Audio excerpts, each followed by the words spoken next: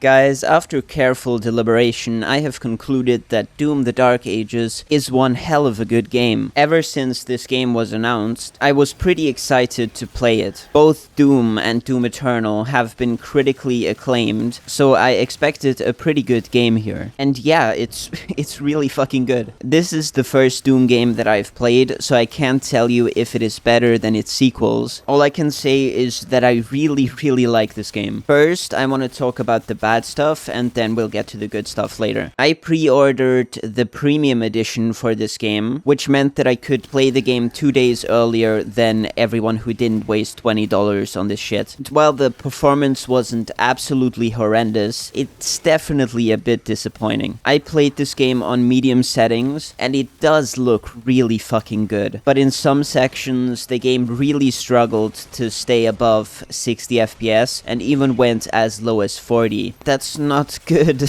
Even after the 2 days of early access, the game didn't really perform that much better. So while I think that this game is really fucking good, I definitely think that they should have taken a bit more time to optimize this game a bit better. With that out of the way, get ready for an unholy amount of glaze. First, I want to talk about the general gameplay, because I think that they've done an amazing job here. One thing that I really like about the gameplay is that Doom Guy is like this giant buff fucking guy that is like running around in this heavy piece of armor, but is really fast and precise to control. I would say that the movement mechanics are even more important than the weapons that you unlock through the game. The movement gives you so much freedom in how you want to approach combat encounters, and I really like that. One small thing about the gameplay that I really like is that Doom Guy will just kill humans by landing next to them because he's just that fucking heavy. When you first start playing the story, the game throws you into a war zone with nothing but a shield and a shotgun. One thing that this game does amazingly well is that it keeps coming at you with new mechanics and weapons, keeping the combat exciting throughout the game. In a few levels of this game, you will be able to enter a Titan and beat up bigger demons as this giant fucking robot. I really like these levels. They don't overuse the Atlan, which makes it feel really cool whenever you do get to play as the Titan. When playing as the Atlan, you're able to dish out strong punches that feel great to land. These punches will fill a special meter that you can also fill by dodging incoming attacks. Once full, you're able to perform a stomp attack that deals area damage, an even stronger punch that just obliterates enemies in one shot, or a turret execution in the late game. These Atlan levels are occasionally spiced up by dropping in special weapons, like a shotgun or a minigun, that get supercharged by dodging attacks, allowing you to dispose of large groups easily. These Atlan levels are usually pretty short, which I think works in its favor. This game also has certain levels where you're able to ride this badass dragon and fly around the map. These dragon sections are absolutely amazing. The dragon is fast and the controls are really sharp, which make these sections a ton of fun. The fights with the dragon are fine. You're able to go into battle mode, which lets you dodge attacks that supercharge your turret. And while these aren't bad,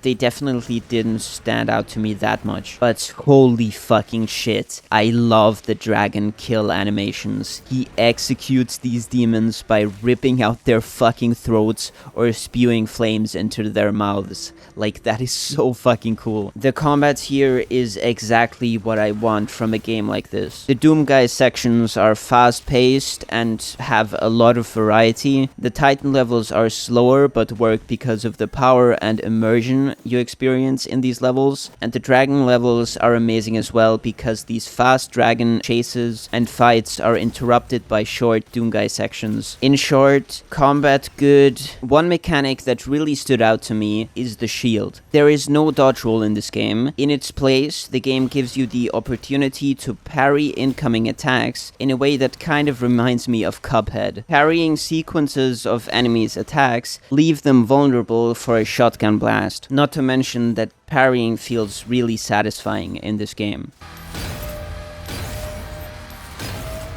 You're also able to use your shield offensively with this really fast dash attack that deals area damage and lets you travel around the map with ease. You're also able to throw your shield, which will get rid of large groups of fodder demons or stun stronger demons for a few seconds. Later in this game, you also unlock runes, but I will get to that in the upgrade section of the video. I think that they've done a great job at making something that's very passive and boring in nature very exciting. The weapon variety in this game is fucking great. As I said, you start the game with just a shotgun, but almost every level gives you new weapons to play around with. Every weapon type has a switch out, and in the case of melee weapons, you even have 3 to choose from. A powerful glove that deals medium damage and lets you combo into up to 4 strikes. A mace that is a bit more powerful, but doesn't let you combo as much. And a giant mace, it's another mace, I don't know why, that one-shots basically everything and causes giant area damage, but takes a while to charge. The gun variety, as I said, is really fucking good. You have shotguns,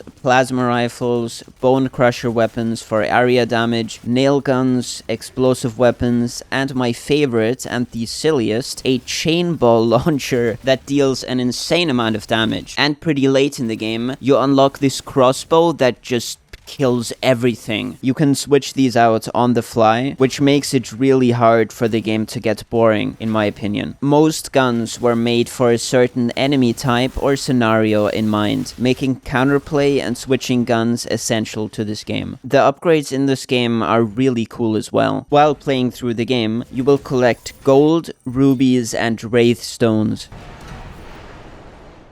You gotta be which function as the currencies for your upgrades. These rubies and wraith stones are fucking beautiful, which makes it really fun to collect them. You can upgrade every single weapon in the game, including the 3 melee weapons and even your shield. Later in the game, you will unlock shield runes, which will cause a powerful effect after parrying enemy projectiles. These include a tremor that stuns enemies, blades that deal insane damage, lightning that shocks your enemies for a while, and a turret that helps you dispose of the demons in your path. And I feel like I'm repeating myself, but I think that the variety in this game is very good. In most combat scenarios, the game will throw a lot of different enemies at you in a giant open area. The enemy diversity is also fantastic. You have these fodder demons and soldiers who are basically just there to annoy you and will die to almost anything you throw at them. And then you have the greater demons. These demons will become vulnerable after taking enough damage, allowing you to execute a melee attack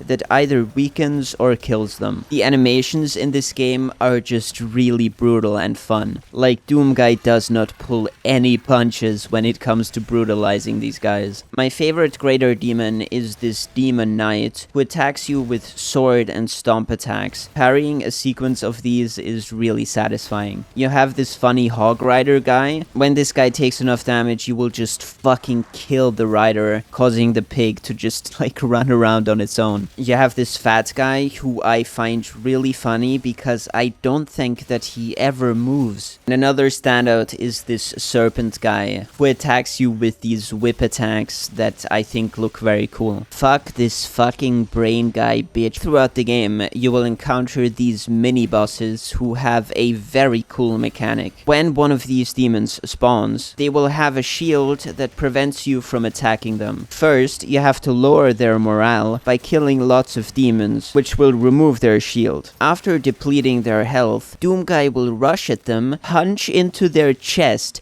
grab their heart and destroy it in front of them. Like, holy shit, that is fucking cool. Destroying these hearts will also give you a permanent boost to your health, shield, or a certain ammo type. This game does not have many bosses, but the ones that it does have go really hard. The first 3 bosses each introduce you to a demon that will spawn in more often after you beat them. These include like this skeleton guy who really reminds me of the Necrons from Warhammer. My favorite of the first 3 bosses is this Demon Prince, whose sword and shield attacks are really satisfying to parry. And finally, there is this Lizard, and this is my least favorite of the 3. I don't like this guy. Now for the truly memorable bosses. In the late game, you fight the Maker Leader in a one-on-one battle. This fight is amazing. It is very unique, and beating the fuck out of this guy is really satisfying.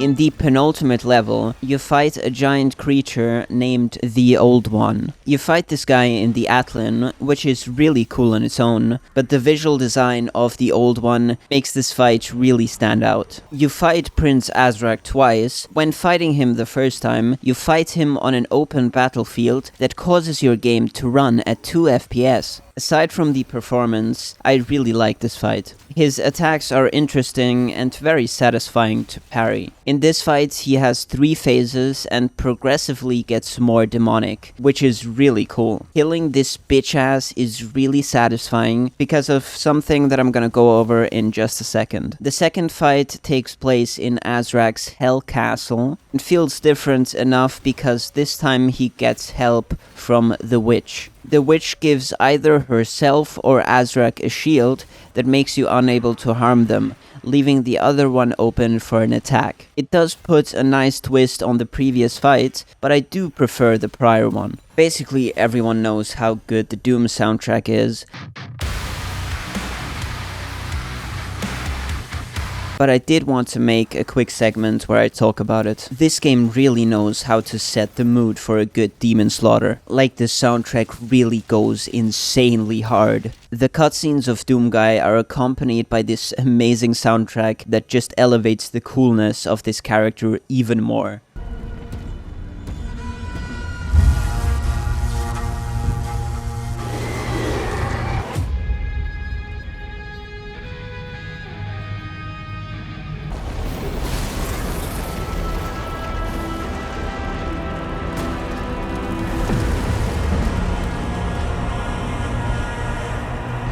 The soundtrack is just perfect for the brutality of what is happening on screen. This game makes you feel like Spider-Man. The story and world building of this game are quite interesting. From what I understood, there is a human colony led by a king and his daughter, who must defend themselves against demons that fled hell and want to kill them or bring hell to earth, which is, in my opinion, a very interesting concept. But the most interesting part of the story for me is definitely the character of the Slayer.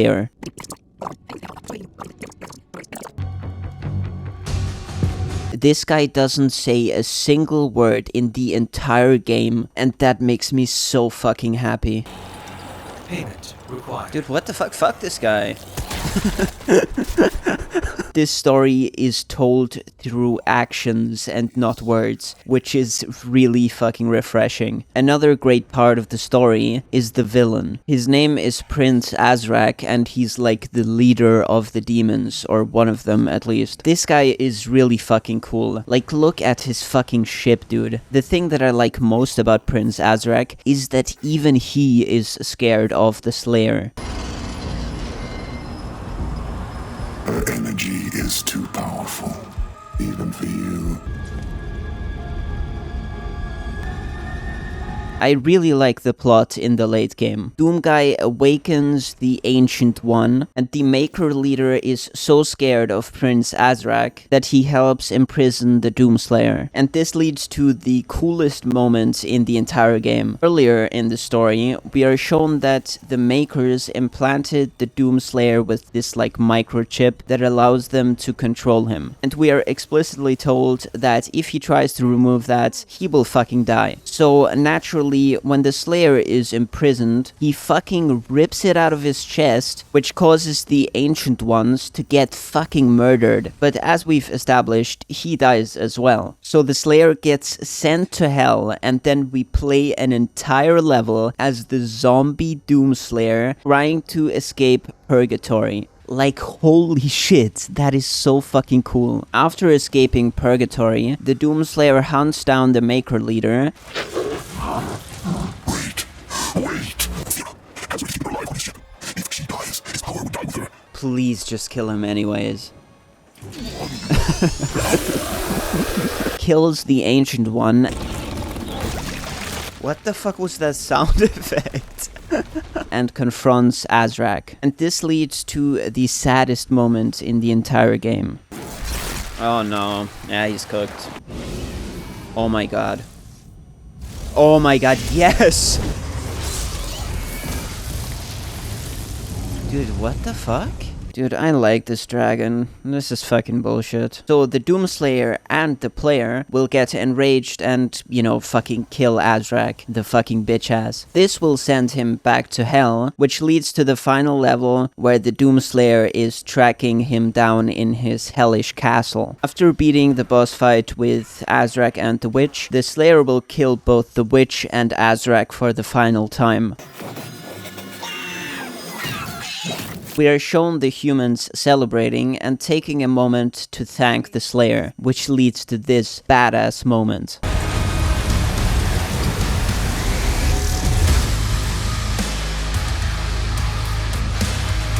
There are a total of 22 levels in this game, each having a set number of secrets that you can find by exploring the map. I really didn't like these at first, but after actually opening the map, I really started to like these a lot. And I think a large part of why I like these so much is the amazing map navigation that allows you to find the path to these secrets pretty easily. These secrets contain gold, rubies, and wraith stones for upgrades, data entries that I didn't read, but I really like how the game calls you a nerd for collecting all of them. It's my favorite, collectible toys of the demons you encounter throughout the game. These are so fucking cute, I love them. The idea of this giant killer man collecting these little toys of the demons he's killed is just so funny to me. This game also has skins for your weapons, but I really don't find them very interesting. One thing that I am going to mention though is that after you have upgraded a weapon to the max, you will unlock a mastery challenge for that weapon, which will reward you with a gold skin after completion. This game is fucking amazing. I love it. The story is not too long, taking you about 12 hours to complete, or 21 hours for 100%. And through those 21 hours that I've played the game now, I have never felt bored for a single second. I did feel upset though, because this one level put a secret area in the dumbest, shittiest spot, which took me like 3 playthroughs to fucking find it. Whoever is responsible for placing the secret area there should be imprisoned. And all in all, I can just say, if you look at the gameplay shown in this video and you're like, oh, this looks pretty fun, then you will like this game. So really fun game, 9 out of 10. Like and subscribe if you enjoyed the video, and I'll see you in a few weeks when I do like a Venom 3 video or something.